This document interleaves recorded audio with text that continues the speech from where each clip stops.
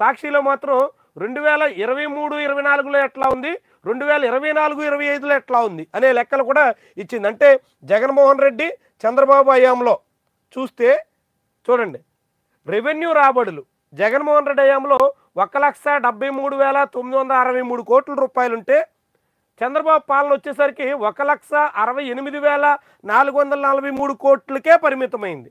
అంటే రెవెన్యూ రాబడిలో 5,000 కోట్ల రూపాయలు పైబడి తగ్గుదల. స్టాంప్స్ అండ్ రిజిస్ట్రేషన్లో 9,542 కోట్లు జగన్ హయాంలో వస్తే 8,837 కోట్లు మాత్రమే చంద్రబాబు పాలనలో వచ్చింది. అంటే ఇక్కడ దాదాపు 7,000 కోట్ల రూపాయలు తగ్గుదల. అమ్మకం పన్ను 18,475 కోట్లు జగన్ పాలనలో వస్తే చంద్రబాబు హయాంలో 17,422 కోట్ల రూపాయలు మాత్రమే వచ్చింది. అంటే ఇక్కడ 1,000 కోట్ల రూపాయలు తగ్గుదల. పన్నేతర ఆదాయం 7,633 కోట్ల రూపాయలు 2023-24లో వస్తే 24-25లో అది 6,791 కోట్లకి పడిపోయింది. అంటే ఇది ఒక 900 కోట్లు తగ్గుదల.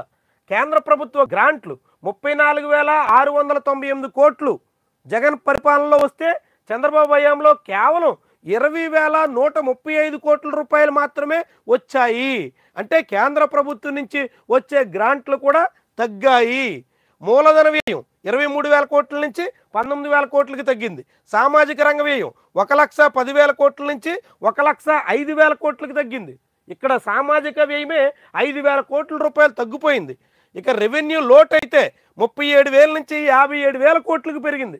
20,000 కోట్లు అమాంతంగా రెవెన్యూ లోటు చాలా ఎక్కువగా పెరిగింది. ఇక ద్రవ్య లోటు 61,000 కోట్ల నుంచి 81,000 కోట్ల రూపాయలకు పెరిగింది. అంటే అప్పులు ఏ మాదిరి పెరిగాయో ఈ లెక్క మనకి సాటి చెబుతోంది. ఇది చంద్రబాబు జగన్మోహన్ రెడ్డి చివరి ఏడాది, చంద్రబాబు తొలి ఏడాది కంపారిజన్. రెండింటినీ పోలిస్తే చంద్రబాబు ప్రభుత్వం ఎంతగా వెనుకబడిందో అన్నింటా.